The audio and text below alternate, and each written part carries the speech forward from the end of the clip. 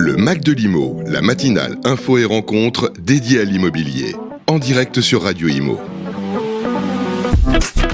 Bonjour à tous, bienvenue sur Radio Imo, ravi de vous retrouver pour ce tout nouveau numéro du Mac de l'Imo. On est vendredi matin et comme d'habitude, alors je reçois une et deux invités, non pas une mais deux invités, deux sœurs qu'on connaît bien sur Radio Imo. Il s'agit des Siving Sisters sur Instagram, Sophie et Valérie Ingalls. Bonjour, donc bonjour Valérie. Bonjour. Et bonjour Sophie. Bonjour. Alors on vous connaît, vous êtes assez connus sur Instagram, hein, vous êtes suivis par quasiment 38 000 personnes, mais vous êtes également, l'une d'entre vous est agent immobilier et vous avez donc une agence immobilière et un centre de formation donc dans l'immobilier, Siving Formation et l'agence Siving Immobilier qui se situe à Canet-en-Roussillon. Pour ceux qui connaissent, c'est proche de Perpignan.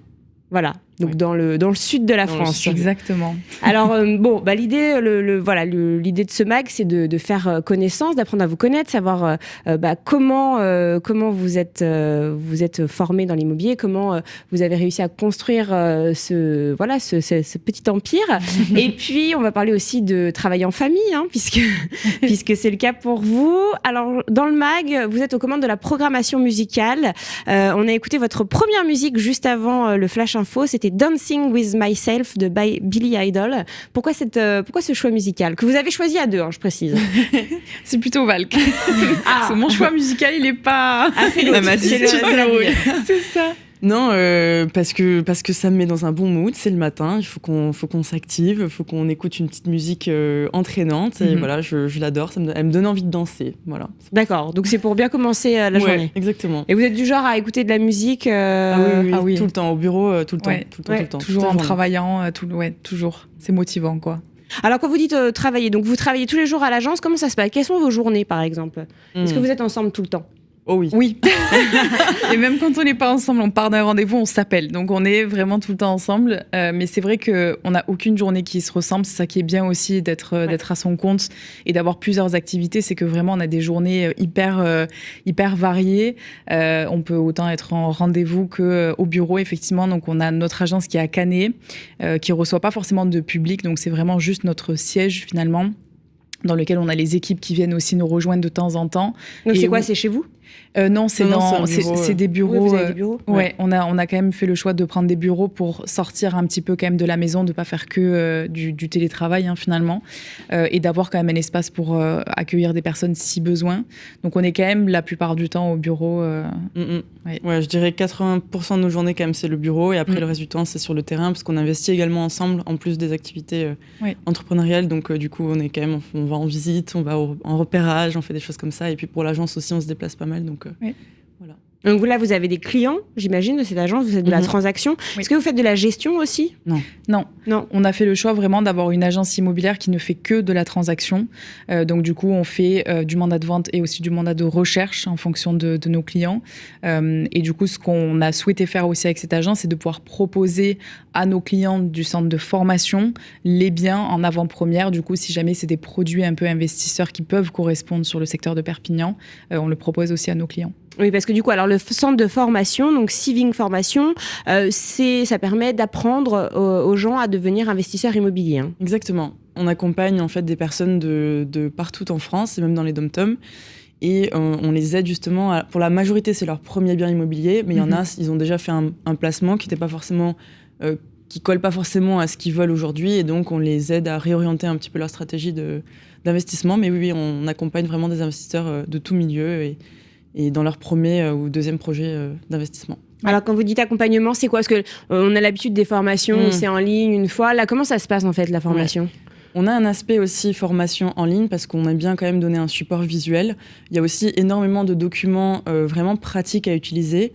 Donc des exemples de baux par exemple ou un dossier bancaire à présenter à la banque. Donc on a plein de documents qui peuvent aussi utiliser.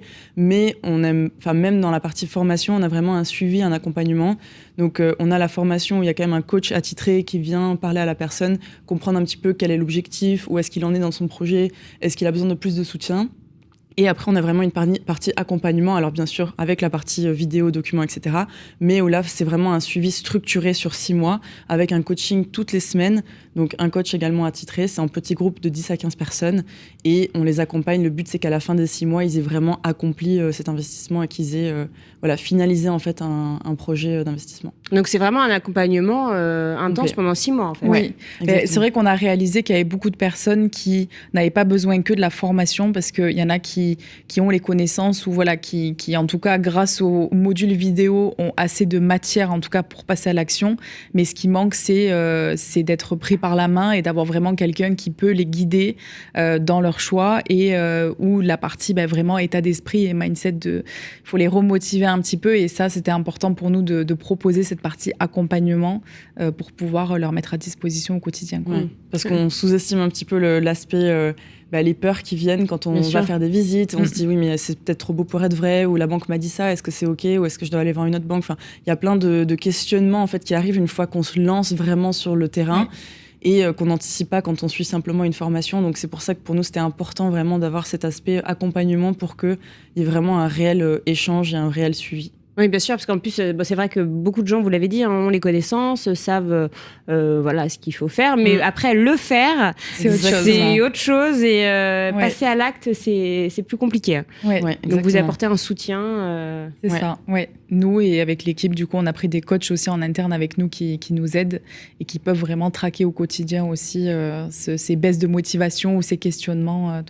Alors, c'est une équipe de combien de personnes qui sont avec vous ? Alors, aujourd'hui, le centre de formation, on est 11. Donc, il y a autant une partie commerciale que les coachs, que quelqu'un qui nous aide sur les réseaux sociaux, le monteur vidéo, etc. Et après, sur l'agence immobilière, on a 2 agents commerciaux avec nous également. Donc, on est 13 au total. Belle petite équipe. Voilà.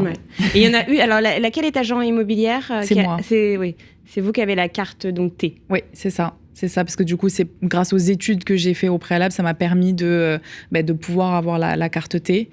Donc, on est quand même associés sur toutes les structures. Mais effectivement, c'est en mon nom qu'on a pu avoir cette carte professionnelle. Ouais. Et alors, concernant la formation, combien de personnes se forment donc auprès de vous ? Aujourd'hui, on a plus de 600 clients. Donc, on a commencé il y a 2 ans et demi à peu près.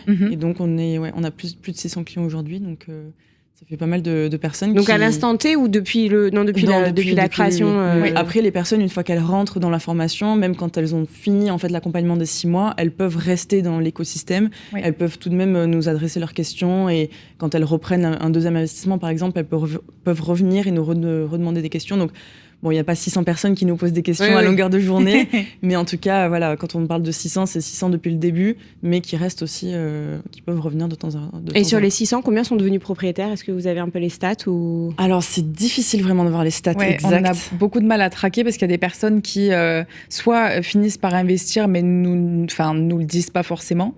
Donc, du coup, on a eu du mal à traquer. On en parlait tout à l'heure, mais c'était sur l'an dernier, il y a eu à peu près 10 millions investis. Donc on sait que sur l'année, sur l'année. Donc en termes de montant investi, on le sait. En termes de passage à l'action, c'est vrai qu'on a un peu du mal à le traquer, quoi.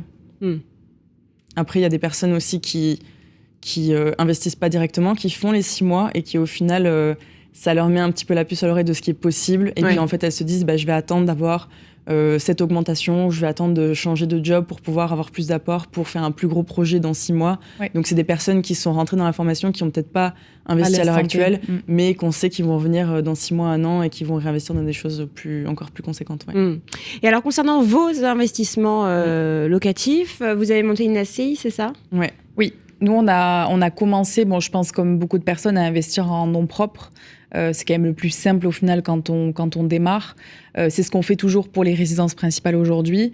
Par contre, on a effectivement fini par monter une SCI ensemble. Et aujourd'hui, on a un montage aussi où toutes nos sociétés sont détenues par un groupe. Et donc, on investit par le biais de nos sociétés.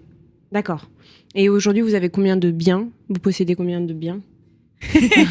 On en a parlé tout à l'heure justement en podcast. Je ne sais pas si tu veux répondre, mais... Non, vas-y. Non, en fait, on a très souvent cette question. Et donc, on disait tout à l'heure au podcast où on était que On fait le choix en fait de pas le divulguer, pardon, parce qu'on s'est rendu compte qu'il y avait beaucoup de personnes qui veulent s'assimiler du coup aux personnes qui voient sur les réseaux sociaux, ou alors des personnes du coup qui ne s'assimilent pas du tout en se disant mais je suis pas du tout là, je suis pas à ce niveau-là, donc j'y arriverai jamais. Et donc, dès le début, on a fait le parti pris avec Val de jamais en parler de ça. Donc, quand on est en train de faire un projet, on le dit sur les réseaux pour montrer, oui, on est en visite et oui, on signe un compromis, etc. Mais on ne dit pas forcément le nombre de biens qu'on a, le patrimoine net qu'on a. Voilà, c'est un choix qu'on fait de ne pas le dire pour pas brider certaines personnes, quoi. Ouais. Après, on peut dire que ça dépasse... Une fourchette Alors... Une grosse fourchette. Une grosse fourchette. Je suis ma journaliste, là. Je veux aller creuser. Non, mais après, ça dépasse largement le million en termes de valorisation. Ouais. Et après, bon, voilà, je pense que les chiffres en termes de valorisation parlent un peu plus que le nombre de lots qu'on peut avoir, parce qu'un lot à 25 000 ou un lot à... En tout cas, vous avez plusieurs lots qui sont en location. Oui, exactement. Oui, plus d'une dizaine, effectivement, et plus d'1 million à terre, effectivement. D'accord. Et donc, ces lots qui sont en location, est-ce que c'est de la location courte durée? Est-ce que c'est de la location meublée On fait de tout. Oui, on fait de tout. Alors, jusqu'à aujourd'hui, on faisait que du meublé, mais dans le meublé, on faisait autant de location courte durée que de meublé classique. Donc, avec un bail d'1 an. Ouais. Et de la location saisonnière de l'autre côté. Tout à fait. Et donc là, sur un projet qu'on est en train de signer, il y a un petit peu de location nue, parce que du coup, il y a une partie qui était déjà louée. D'accord, donc vous gardez le locataire? Voilà, on garde le locataire à aujourd'hui. C'est pas une envie, en tout cas, de faire de la location nue.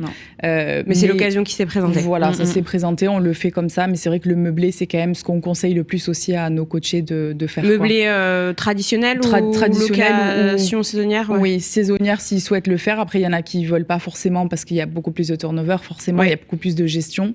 Mais sinon, sur de la colocation ou sur du meublé classique, effectivement, c'est plutôt sur ça que les personnes vont s'orienter. Ouais. Alors, votre agence immobilière ne fait pas de gestion, mais vous, est-ce que vous gérez vos biens ou vous déléguez? C'est une conciergerie ou une agence qui s'en occupe? Alors, aujourd'hui, c'est...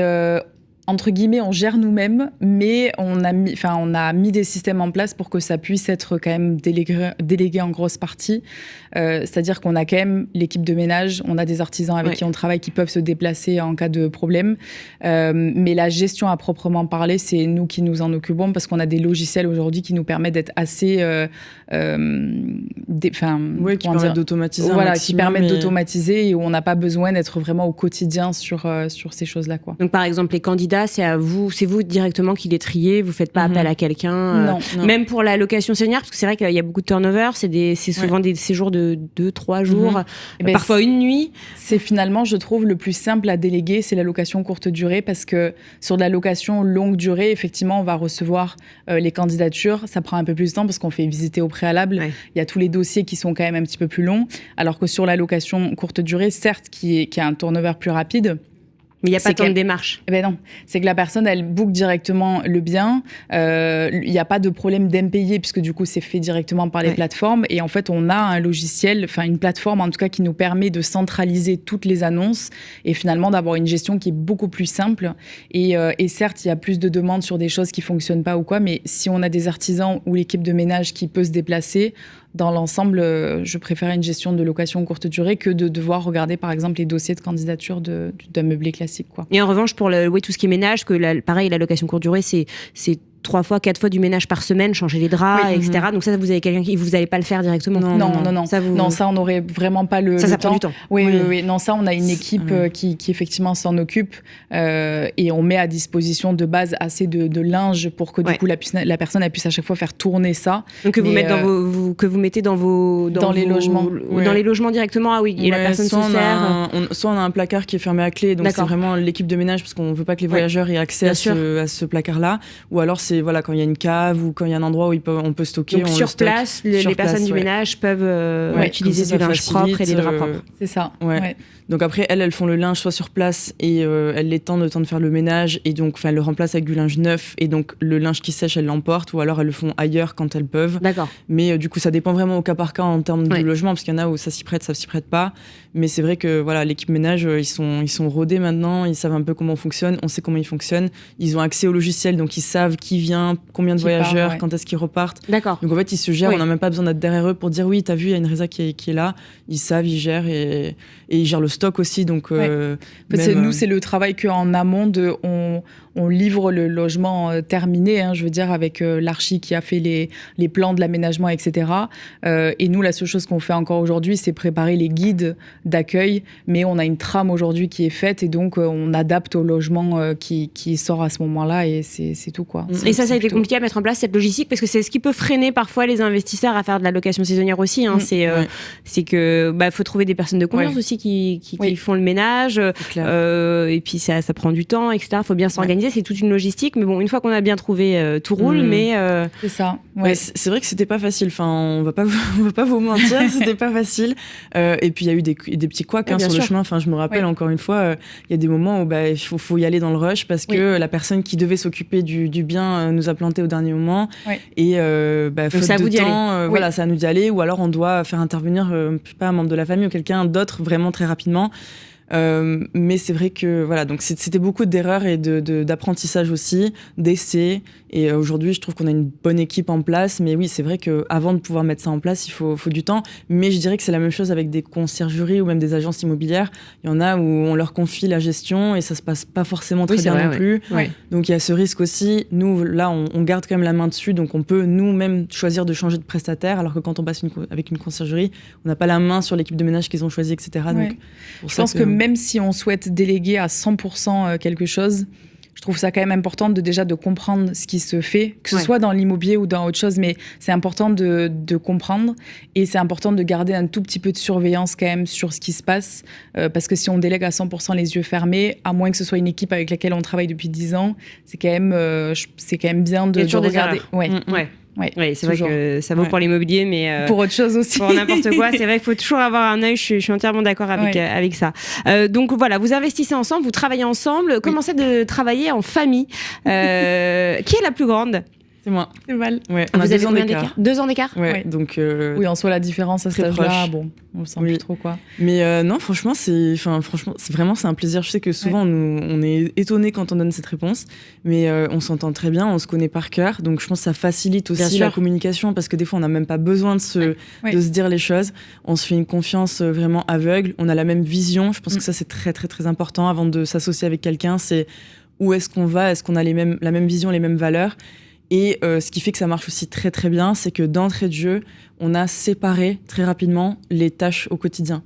Donc So a vraiment ses missions à elle au sein des entreprises, j'ai les miennes, et en fait on n'empiète pas au quotidien sur les missions des unes des autres. Ouais. Et donc dès le début, ça a été clair. très Et en clair. fait, ça s'est fait super naturellement. En plus, on s'est pas dit, tiens, toi, tu pourrais t'occuper de ce pôle et toi de celui-là. C'est que on a chacune vraiment nos zones de génie aussi. Oui. Donc, ça c'est naturellement, elle est attendue vers certaines missions et moi vers d'autres. Et en fait, ça nous allait bien comme ça. Après, on se parle quand même de tout. On est au courant de tout ce qui se passe chacune dans nos pôles. Bien sûr. Puisque du coup, on a le bureau à côté, donc on se parle toute la journée et on se met d'accord sur les décisions vraiment importantes. Mais comme dit Val, on se fait confiance, donc il y a des choses sur lesquelles on dit, tu sais quoi, fais-le. Moi, je mets pas mon nez là-dedans parce que je te fais confiance. Donc ça fonctionne très bien. Et je pense que même quand on participe à des podcasts, des séminaires, des choses, c'est quand même beaucoup plus sympa de faire ça à deux Bien que sûr. de le faire seul. Dans les moments de galère aussi. Et dans les moments de galère, c'est vrai que comme elle disait tout à l'heure, quand on doit aller last minute sur un logement parce qu'on nous a planté ou quoi, que c'est nous qui le faisons, au moins on est deux. Vous êtes deux, ouais. Et du coup, on finit par en rigoler, on se soutient. Donc autant pour les très bons moments, c'est cool de le partager, autant pour les mauvais, c'est sympa aussi d'avoir quelqu'un qui comprend exactement Ouais, bien sûr. ce qu'on Et traverse. puis ça quoi. va plus vite aussi, je pense, d'être associé comme ça et d'avoir chacune ses forces. Oui. Ça fait qu'on avance plus vite. Ouais. Et quand vous dites, alors on a les mêmes visions, hein, les mêmes valeurs, ça vient de l'éducation, ça, selon vous? Vous avez grandi ensemble? Les valeurs, c'est sûr, parce Oui. que forcément, je pense qu'on prend une grosse partie aussi des valeurs de son entourage, donc de sa Bien famille. sûr. Enfin, nous, en l'occurrence, très bonne influence de nos parents, je pense, donc forcément les mêmes valeurs. Après, la vision, je pense que ça s'est venu un petit peu au fur et à mesure aussi. pas forcément l'éducation, mais juste nos caractères. Juste nos caractères, ouais. Qui s'accordaient bien, parce que il y a des frères et sœurs qui s'entendent pas, mais il y en a d'autres qui s'entendent très bien, ça dépend. Ça dépend des familles. Mais on a une troisième sœur avec qui on s'adore, on s'entend super bien. Elle a 1 an de plus que moi, donc 3 ans de plus que Sophie, donc très très proche en âge aussi. Et c'est vrai que du coup, pas du tout la même vision. On travaille pas ensemble, mais vous êtes proches quand même. Oui, super proches, super proches. Ouais, donc c'est vrai que je pense que oui, il y a une question d'éducation, mais il y a quelque chose aussi qui fait qu'on est assez, même si on a chacune nos caractères, on a quand même un côté assez similaire sur là où on a envie d'aller, ou la vision qu'on a avec nos coachés. Et comment c'est parti? Alors comment vous vous êtes dit on devient entrepreneur ensemble? Qui a eu l'idée? Et est-ce que vos parents étaient dedans? Est-ce que dans l'immobilier? Non, pas du tout. Pas Alors, vraiment. ils n'étaient pas du tout dans l'IMO. Notre mère était infirmière. Bon, elle a eu un petit business dans la transaction de bois, mais elle est tombée dedans un peu par hasard. D'accord. Voilà. Et après, notre père était pilote de ligne. Donc, voilà, rien à voir. Aviation et médical. Rien à voir. Pas du tout. Après, ils nous ont toujours quand même inculqué une éducation financière, l'importance d'épargner, de placer, de réfléchir à l'avenir, de pas tout dès le départ. dépenser. Dès le départ, dès le départ. Ils nous ont toujours aussi soutenus dans nos projets. Enfin, d'abord, c'était faites des études, mais après, faites ce que vous voulez. Enfin, soyez quand même entreprenez. Alors, ils ne savaient pas forcément la vision pour qu'on lance nos boîtes, même s'ils nous ont toujours un peu encouragés là-dedans. Mais ils voulaient qu'on soit indépendants, donc qu'on... Voilà. Je pense que c'était important pour eux aussi, sachant que on est 3 filles à la maison. Notre père, c'est quand même un peu un papa poule et au milieu de toutes ses filles, forcément. Non, du coup, il nous a quand même toujours poussé en tout cas à ce qu'on soit le plus indépendante possible financièrement. Déjà, l'importance de stand-up pour nous, quoi. De pas dépendre d'un homme. Voilà, de pas dépendre et surtout de faire des choses qui nous font kiffer. Donc ils nous ont quand même toujours soutenus là-dedans. Après, c'est Val qui a commencé son chemin entrepreneurial. J'étais en CDI à Londres, c'était en 2018. Et ça a duré 8 mois. Et en fait, au bout de 8 mois, j'ai dit, je peux pas. Il faut que je me lance. Enfin, je veux être mon propre patron. Donc, j'ai créé ma première entreprise. Et dans l'immobilier ou... Alors pas du tout. C'est une entreprise que j'ai encore aujourd'hui qui s'appelle Uniathlètes et on accompagne des sportifs qui veulent faire sport-études aux États-Unis à l'université. D'accord. Et on les aide à trouver des bourses pour devenir sportif aux US, parce que c'est un parcours que j'ai fait moi. Donc j'étais nageuse de haut niveau aux US et donc ça m'est resté dans la tête de pouvoir accompagner des sportifs et donner cette opportunité. Donc j'ai lancé ça en 2018 et après j'ai eu d'autres activités en parallèle, d'autres expériences entrepreneuriales également. Et je tannais un petit peu Sophie pour qu'elle se lance là-dedans parce que je voyais justement le potentiel, je voyais qu'elle travaillait super bien, elle se mettait corps et âme dans ce qu'elle faisait, mais trop d'heures, pas assez payé. Et je me suis dit, mais avec les capacités que toi tu as et que moi j'ai, on va faire exploser quelque chose. Et Parce qu'à l'époque, vous étiez donc, vous avez fait vos études d'agent, dans l'immobilier, et vous travailliez pour une agence.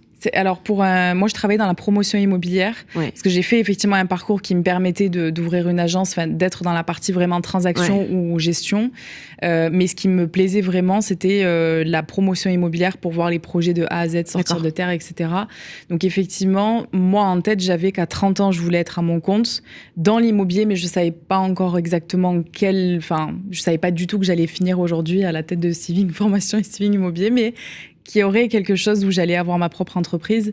Et c'est vrai on s'était dit, on va faire quelque chose ensemble parce qu'avec ses capacités et tout ce qu'elle connaissait déjà sur l'entrepreneuriat et moi, éventuellement l'immobilier, on s'est dit, on va pouvoir peut-être un jour proposer quelque chose.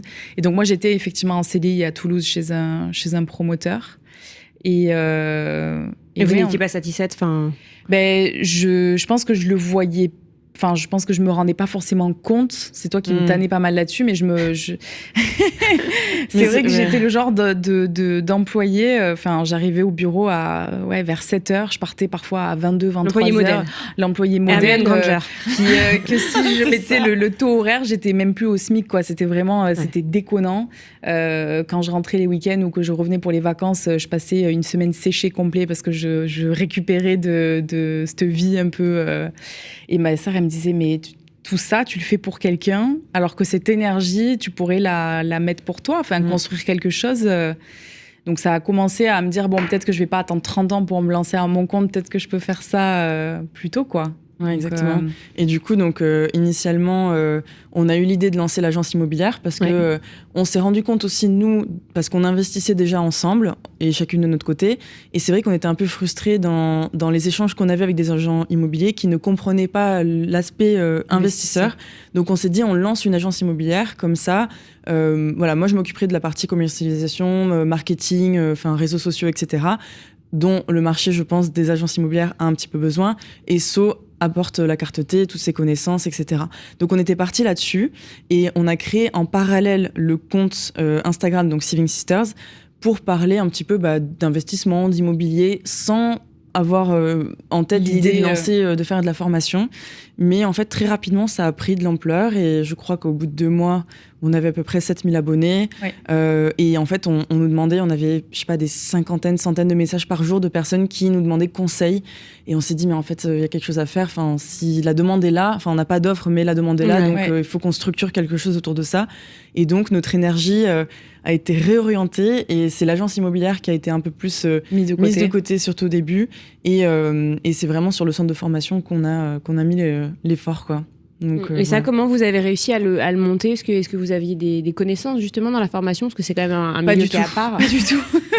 Non, d'ailleurs, au début, ça nous fait toujours rire parce qu'on avait ces demandes quand même d'accompagnement. On nous demandait est-ce que vous faites de la formation, de l'accompagnement, etc. Et donc, on s'est dit, punaise, qu'est-ce qu'on pourrait proposer assez rapidement pour satisfaire du coup cette demande-là.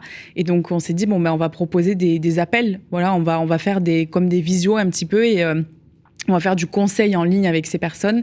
On s'est dit, on va faire 1 heure d'appel.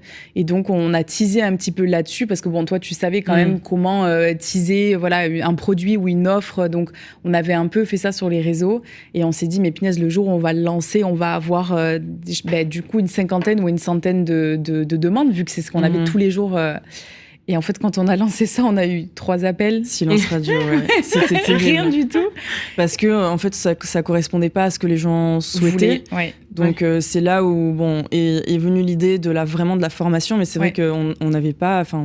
On n'avait aucune connaissance là-dedans, pas du tout. Vous y êtes allé à tâtons. Et oui, exactement. Petit à petit, et je pense qu'on apprend encore aujourd'hui, parce qu'au final, ça évolue un petit peu. Tout évolue, autant la façon de communiquer dessus, autant la façon de vraiment mettre en avant les produits.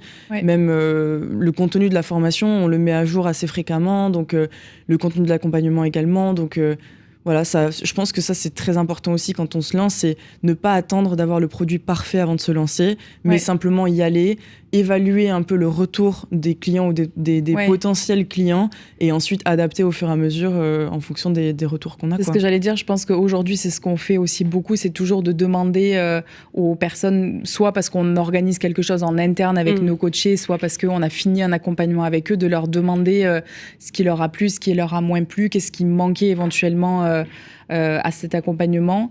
Donc effectivement, prendre le retour client et aussi, je pense, ne pas se laisser influencer par ce que font les autres. Alors certes, c'est bien de regarder un petit peu ce qui se fait aussi sur la concurrence, bien on va sûr. Dire, j'aime pas dire ça, mais une petite veille de ce qui se fait, de ce qui se fait, de ce qui peut éventuellement fonctionner. Mais je pense qu'il y a aussi eu des phases où peut-être on s'est perdu, parce qu'on s'est jamais perdu, mais où on a pris un chemin où après on s'est dit en fait je me sens pas forcément aligné, que ce soit avec une manière de communiquer. Ça vous ressemblait pas. Non. Et je pense que c'est important de faire les choses en restant authentique. Ça sert à rien d'essayer de s'inventer des choses, de rester très authentique. Et naturellement, on se rend compte qu'on attire à nous des gens qui sont comme nous. Et il n'y a rien de plus agréable que d'avoir des clients, des coachés qui nous ressemblent. Donc je pense qu'il faut prendre le retour de ses clients et toujours rester fidèle à soi-même, quoi.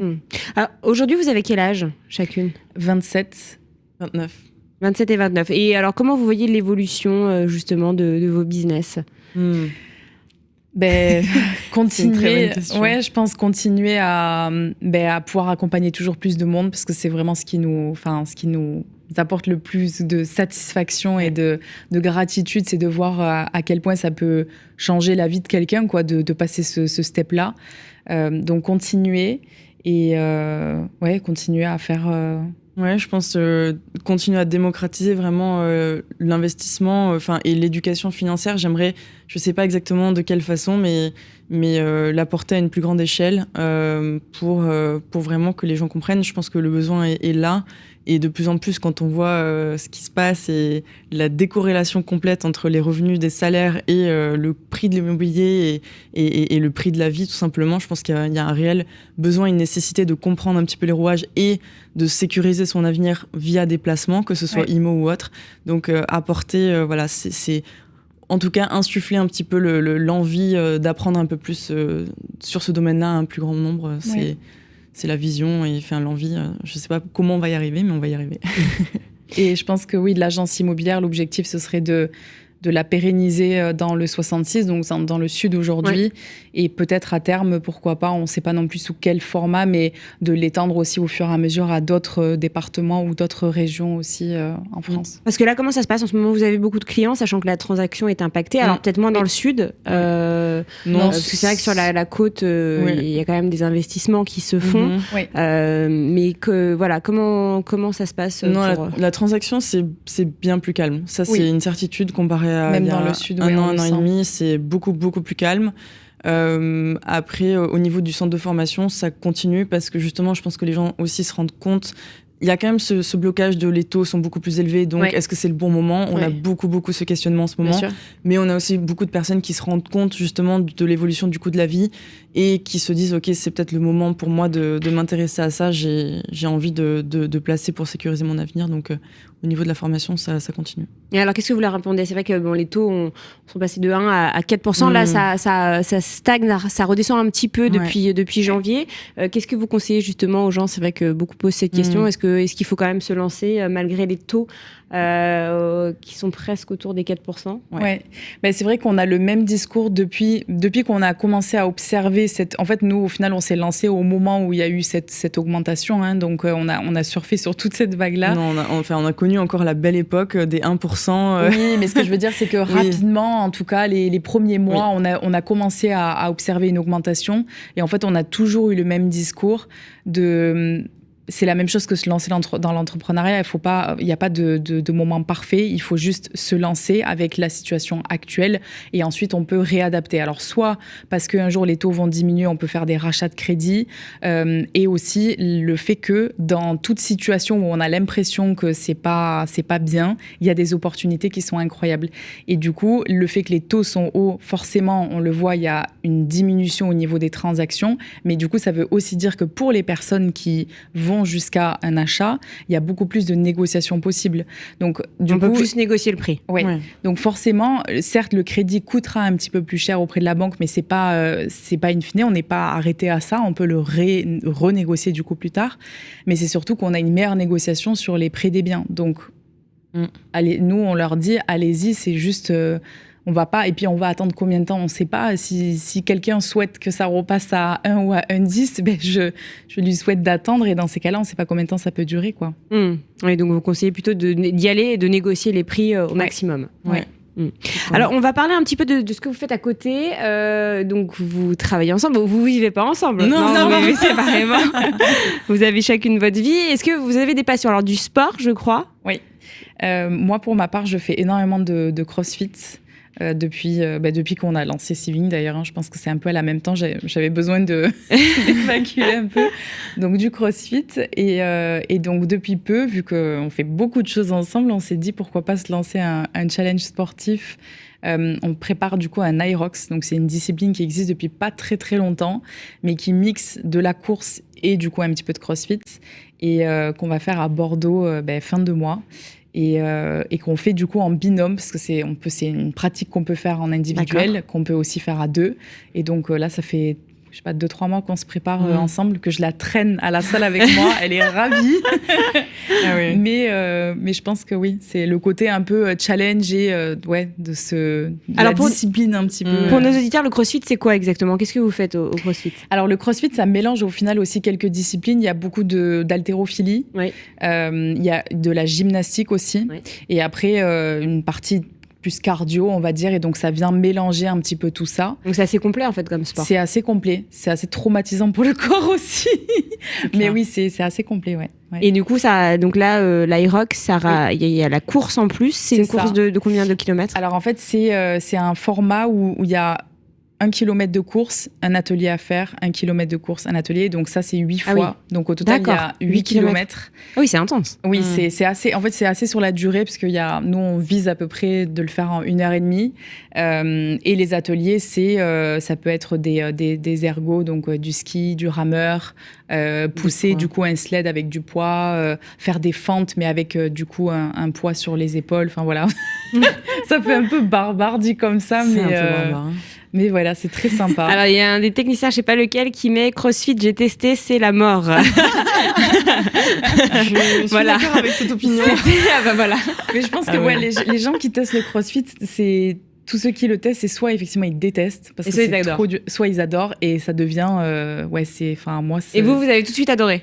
Ah, tout de suite. Et au début, j'y allais 6 fois par semaine et je me suis blessée rapidement parce que j'en faisais trop d'un coup. Oui, parce que c'est un peu violent quand même pour le corps. C'est assez violent quand même. Faut faire attention, j'imagine. Il y a des précautions à prendre. Et vous, Valérie Rien à voir. Du coup, je me suis fait alpaguer dans l'Irox. Donc, je vais aller jusqu'au bout et faire cet Irox. Et ensuite, je vais repasser à mes activités à moi qui sont le yoga, donc beaucoup plus zen, le kitesurf et le saut en parachute. D'accord, ah oui, vous sautez en parachute. Ouais. Non, mais du coup, un peu, moins zen, mais ça reste plus zen, quoi. Ouais, le saut en parachute. C'est pas très zen, hein. Je suis désolée, mais. ça dépend pour qui, mais en tout cas, pour moi, c'est très zen. Ça vous libère. C'est un lâcher-prise. Exactement. Ah, bah oui. Mais en fait, on est complètement concentré sur l'avion, sortir de l'avion, le pliage de parachute. C'est très minutieux, quand même, comme sport. Donc, très militaire, d'ailleurs. Très militaire aussi, très militaire. Et du coup, voilà, ça me permet de me vider complètement la tête. Et vous en faites régulièrement? J'essaye, ouais. La saison, c'est de mi-mars à peu près à fin octobre, début novembre. Donc, pendant cette saison, j'essaye d'y aller au moins une fois par semaine.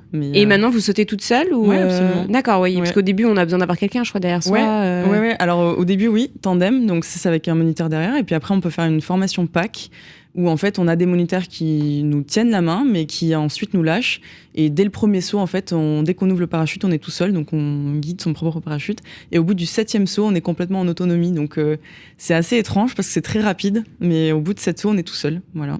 Donc ça va très vite. Et ça, Sophie, non, le saut en parachute, non. Moi, mes 2 pieds sur terre, je suis très bien. Le plus haut que je monte, c'est quand je suis à cheval, voilà. Mais non, sauter dans les airs là comme ça, non. Moi, j'aime bien quand. Tu m'as challengé sur l'Aerox, je vais te challenger sur le saut en parachute. Ouais, non, c'est pas pareil. Moi, j'aime bien savoir où je vais, quoi. Je sais pas. Un pari en direct à l'antenne. On relève le challenge ou pas? Et vous reviendrez pour en parler. Alors, je vais dire oui, mais je m'engage pas sur une date. Ça peut être dans 5 ans, dans 12 ans. Quand même. Non, mais je sais qu'un jour, il faut que ce soit sur ma liste des choses à faire parce qu'il faut que je le fasse, mais je m'engage pas à une date. Donc, bah voilà, c'est acté, c'est enregistré, ça a été filmé. Dernière question peut-être avant de clôturer l'émission, les conseils que vous donneriez à ceux qui aimeraient se lancer en tant qu'entrepreneur, alors pas forcément dans l'immobilier, dans n'importe quel domaine, si vous avez un conseil à donner. Bon, il y a plein de conseils qu'on pourrait donner, mais je pense se faire confiance, ne pas avoir peur d'y aller. Et comme j'ai déjà dit tout à l'heure et que j'adore répéter, c'est ne pas attendre. En fait, il y a une phrase qu'une entrepreneure que j'admire énormément qui s'appelle Greta Van Riel qui dit si tu n'as pas honte de la première version de ton produit, tu t'es lancé trop tard. Enfin, de ton produit ou de ton business. Et je suis 100% d'accord avec ça. Je pense que autant dans Siving que dans les business que j'ai pu avoir précédemment, la version actuelle ne ressemble pas du tout à la version première de quand je me suis lancée. Ouais. Donc, il faut tout simplement y aller, tester et adapter, quoi. Ce sera jamais parfait, faut pas attendre. Exactement. Et moi, je rajouterais juste que il faut aussi, je pense, rapidement et pas avoir peur de s'entourer des bonnes personnes, de pas forcément vouloir essayer de faire les choses par soi-même, bien que ça apporte beaucoup de satisfaction aussi de réussir des choses. Mais je pense qu'on a aussi appris, pas que en travaillant toutes les deux, mais aussi en rencontrant d'autres personnes, que c'est OK de demander de l'aide. C'est très bien de s'entourer de personnes qui savent faire mieux que nous certaines choses pour grandir plus vite.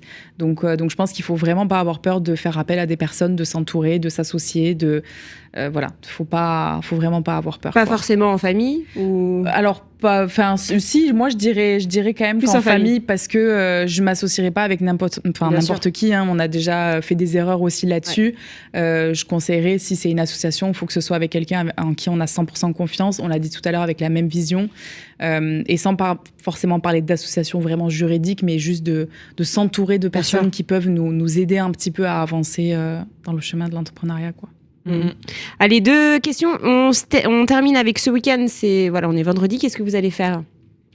Travailler dans la résidence principale, je pense. On est toutes les deux en pleine réno. Enfin, Sophie touche à sa fin, mais moi, je suis en pleine réno de ma résidence principale. D'accord. Donc, réno énergétique ou réno... Non, réno complète. Il reste 4 murs, un toit et on refait tout. D'accord. Donc, et je pense que c'est le dernier chantier où je participerai. Ouais. mais voilà, donc je pense que ce week-end, ça va être travaux. Et si la météo le permet, c'est en parachute. Ouais, ben voilà, travaux et aller courir ou mettre le nez dehors parce qu'on a quand même le soleil dans le sud, donc on commence à vraiment en profiter. Bon, et on se quitte avec votre choix musical. Alors, c'est le vôtre, Sophie, David Bowie. Pourquoi ce choix et pourquoi cette musique ? C'est Dancing, hein Ouais. Du coup, celui-là, parce qu'on aime... pareil, ça nous met dans un mood un peu... ça peut être autant road trip que quand on est en train de travailler. C'est une bonne... on va dire un bon exit. Et aussi parce que c'est un chanteur que notre maman aimait beaucoup. Donc, du coup, ça nous fait... Petite dédicace. Voilà, petite dédicace. Et ben voilà. Et bien merci beaucoup en tout cas d'être venu sur ce plateau. C'était un plaisir de vous découvrir. Vous avez vraiment un beau parcours. Alors je rappelle votre Instagram, Siving Sisters, SIVING Sisters, tout attaché. Et puis voilà, vous partagez plein de conseils. Donc allez sur Instagram pour vous suivre. Merci beaucoup. Merci. Et nous, on se retrouve très bientôt pour un prochain Mac de Limo. À très vite.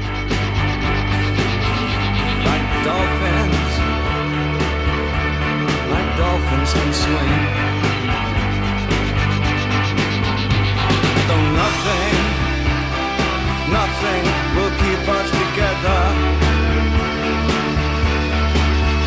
We can beat them